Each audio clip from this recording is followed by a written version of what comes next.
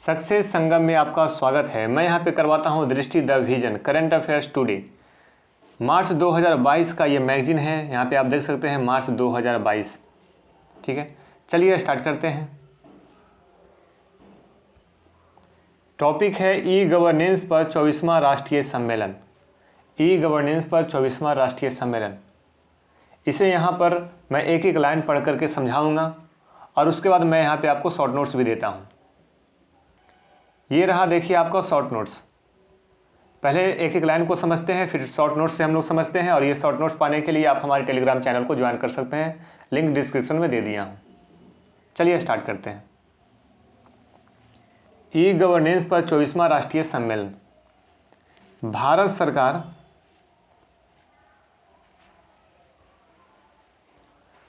सरकार के प्रशासनिक सुधार एवं लोक शिकायत विभाग DARPG तथा इलेक्ट्रॉनिक्स एवं सूचना प्रौद्योगिकी मंत्रालय ने तेलंगाना सरकार के सहयोग से ई गवर्नेंस पर 24वें राष्ट्रीय सम्मेलन 2021 का आयोजन किया है। कौन कौन शामिल है इसमें? प्रशासनिक सुधार एवं लोक शिकायत विभाग, इलेक्ट्रॉनिक्स एवं सूचना प्रौद्योगिकी मंत्रालय और तेलंगाना सरकार के सहयोग से 24वां सम्मेलन राष्ट्रीय सम्मेलन का आयोजन किया गया था। आगे देखिए, इस सम्मेलन की थीम थी, क्या थी थीम? महामारी के बाद विश्व में डिजिटल गवर्नेंस। ये थीम थी। ई गवर्नेंस का 24वां राष्ट्रीय सम्मेलन का थीम क्या था? महामारी के बाद विश्व में डिजिटल गवर्नेंस। यह सम्मेलन ई गवर्नेंस को बढ़ावा देने के लिए कुछ नवीनतम तकनीकों पर आधारित विचारों के रचनात्मक आदान प्रदान के लिए एक मंच प्रदान करता है। यह एक मंच प्रदान करता है जिसमें ई गवर्नेंस को बढ़ावा देने के लिए तकनीकों पर आधारित विचार पे बात की जाती है, आदान प्रदान की जाती है, बतलाई जाती है। आगे देखिए, इसी में है एक हैदराबाद घोषणा, हैदराबाद डिक्लेरेशन। इस अवसर पर ई गवर्नेंस पर हैदराबाद घोषणा को स्वीकार किया गया। हैदराबाद घोषणा किससे संबंधित है? तो ई गवर्नेंस से संबंधित है, जिसका उद्देश्य नागरिकों एवं सरकारों को डिजिटल प्लेटफॉर्म के माध्यम से करीब लाना और प्रौद्योगिकी के उपयोग द्वारा नागरिक सेवाओं को परिवर्तित करना है। जो हैदराबाद घोषणा हुआ है ई गवर्नेंस पर, इसका उद्देश्य क्या है? तो नागरिक और सरकारों के बीच डिजिटल प्लेटफॉर्म के माध्यम से सरकार की जो कामकाज है, नागरिक की जो मांग है, नागरिक की जो ज़रूरत है, इसमें पारदर्शिता लाना और इसे तेज रूप से कार्यान्वित करना है। आगे देखिए, इस सम्मेलन में संकल्प लिया गया कि भारत सरकार एवं राज्य सरकारें निम्नलिखित में सहयोग करेगी। ये जो हैदराबाद घोषणा है, इसमें क्या क्या संकल्प लिया गया इस सम्मेलन में? आधार, UPI, डिजी लॉकर, उमंग, ई हस्ताक्षर और अनुज्ञा ढांचे सहित इंडिया स्टैक के विरूपण साक्ष्यों का लाभ उठाकर प्रौद्योगिकी के उपयोग के माध्यम से नागरिकों की सेवा में बदलना है। मतलब आधार, UPI ये सब के माध्यम से इस सब का उपयोग करने की बात की जा रही है। संबद्ध सेवाओं हेतु ओपन इंटरऑपरेबल आर्किटेक्चर को अपनाकर स्वास्थ्य, शिक्षा, कृषि आदि प्रमुख सामाजिक क्षेत्रों में राष्ट्रीय स्तर के सार्वजनिक डिजिटल प्लेटफॉर्म का तेजी से कार्यान्वयन करना है। इंटरऑपरेबल यानी कि टेक्नोलॉजी के माध्यम से डाटा, इन्फॉर्मेशन हो गया, डाटा हो गया और उसका कंट्रोल हो गया, तो ये सबको एक साथ सम्मिलित करके एक आर्किटेक्चर तैयार करना है, जिसमें स्वास्थ्य, शिक्षा, कृषि आदि जैसे सामाजिक जो भी क्षेत्र हैं उसमें राष्ट्रीय स्तर पर एक सार्वजनिक डिजिटल प्लेटफॉर्म को तेजी से कार्यान्वित किया जा सके। इससे भ्रष्टाचार कमेगी, बहुत तरह का लाभ है। आगे देखिए, सरकारी संस्थाओं के अंदर डेटा साझा करने की सुविधा के लिए डेटा गवर्नेंस ढांचा का संचालन करना और नकारात्मक सूची को छोड़कर सभी डेटा को data.gov.in पर उपलब्ध कराना है। यहाँ पर बोला जा रहा है कि नकारात्मक सूची को छोड़कर सभी जो डेटा हैं उसे data.government.in पर उपलब्ध करवाने की बात की जा रही है। मतलब डाटा को साझा करने की बात की जा रही है, एक मंत्रालय दूसरे मंत्रालय से डाटा साझा करके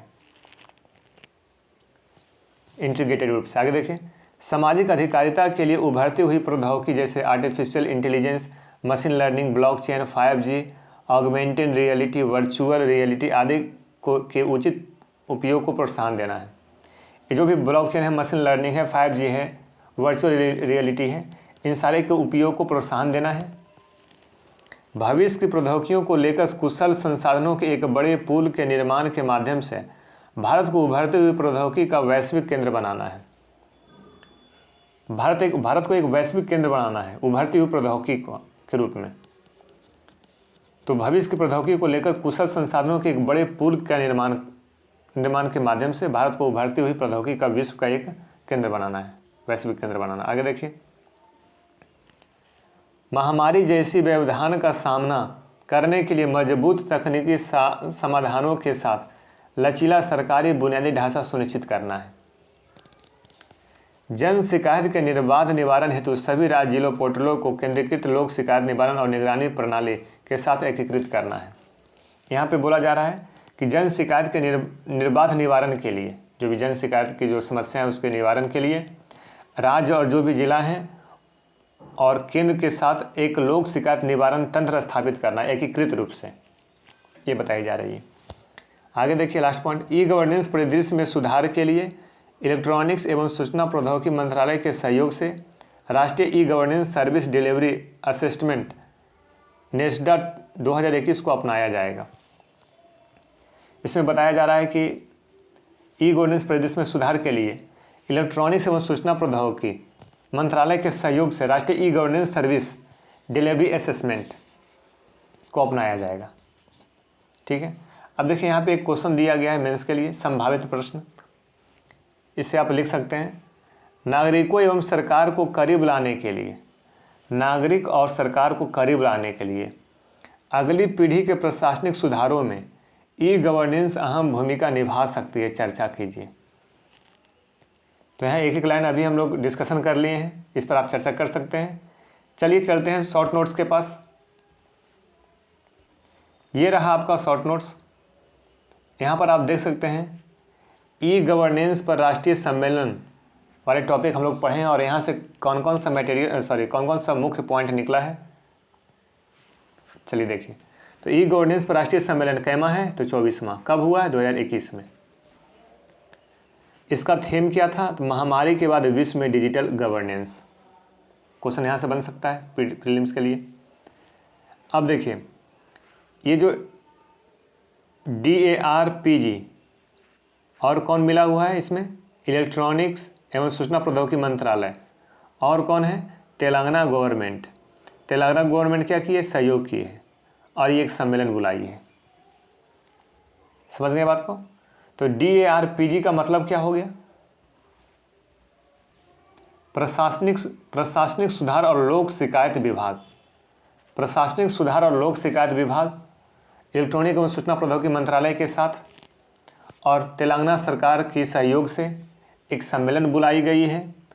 24वां सम्मेलन था ई गवर्नेंस पर राष्ट्रीय सम्मेलन, जिसका थीम था महामारी के बाद विश्व में डिजिटल गवर्नेंस। ठीक है, अब आगे देखिए, ई गवर्नेंस पर हैदराबाद घोषणा हुआ है। देखिए, हैदराबाद घोषणा को स्वीकारा गया है इस सम्मेलन में। किस सम्मेलन में? जो 24वां सम्मेलन हुआ ई गवर्नेंस पर राष्ट्रीय सम्मेलन, इसमें हैदराबाद घोषणा को स्वीकारा गया है।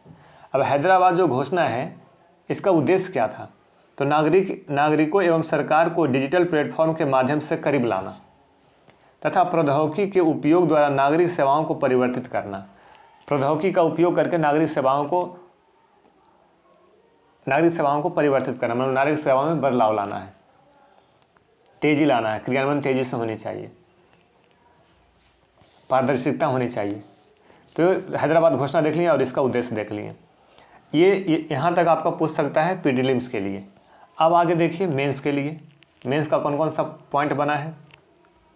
तो यहाँ पर देखिए मेंस लिख दिया गया है, नागरिकों एवं सरकार को करीब लाने के लिए, नागरिकों एवं सरकार को करीब लाने के लिए कौन कौन सा कदम उठाया जाना चाहिए या फिर कौन कौन सा कदम उठाया जा रहा है। तो नेस्डा 2021 अपनाया जाएगा। data.gov.in पर उपलब्ध कराना, सभी डाटा साझा करेगा data.gov.in पर। AI artificial intelligence, machine learning, blockchain, 5G इत्यादि को प्रोत्साहन देना, ये सभी शामिल है। नागरिक एवं सरकार को करीब लाने के लिए, नागरिक की मांग, नागरिक की ज़रूरत और सरकार का जो पॉलिसी है, इन दोनों के मध्य संपर्क साधने के लिए ये सारे कदम उठाए जा रहे हैं या जाना चाहिए। आगे देखें, सभी राज्य जिला पोर्टलों को केंद्रीकृत लोक शिकायत विभाग निवारण और निगरानी प्रणाली के साथ एकीकृत करना। राज्य जिला का जो भी पोर्टल है उसको केंद्रीकृत लोक शिकायत निवारण और निगरानी प्रणाली के साथ एकीकृत कर देना है, मर्ज कर देना है। यानी कि यहाँ पे जो भी डेटा वगैरह है उसको साझा करने की बात की जा रही है। तो इसमें नेटसा को अपनाया जाएगा, डेटा को गवर्नमेंट वाले पोर्टल पे उपलब्ध कराना होगा, मशीन लर्निंग, ब्लॉकचेन, 5G इत्यादि को प्रोत्साहन देना होगा। सभी राज्यों जिला का जो पोर्टल है उसको केंद्रीकृत रूप से लोक शिकायत निवारण प्रणाली के साथ एकीकृत करना होगा। तो ये सारे पॉइंट हम लिख सकते हैं किसके लिए, तो नागरिक एवं सरकार को करीब लाने के लिए ये सारे पॉइंट आ सकते हैं। ठीक है। निरसा मतलब e governance service delivery assessment, service delivery assessment को अपनाया जाएगा। निरसा का मतलब हुआ ई गवर्नेंस पर सर्विस डिलीवरी असेसमेंट, ध्यान रखिए। तो यहाँ पे आप समझ गए होंगे। तो ये शॉर्ट नोट्स वाले PDF पाने के लिए आप हमारे टेलीग्राम चैनल को ज्वाइन कर लीजिए, वहाँ मैं ये शॉर्ट नोट्स उपलब्ध करवाता हूँ। और जो भी मेंस का क्वेश्चन है वहाँ आप क्वेश्चन लिखने का प्रयास कीजिए और आप हमारे टेलीग्राम चैनल को ज्वाइन कर लीजिए।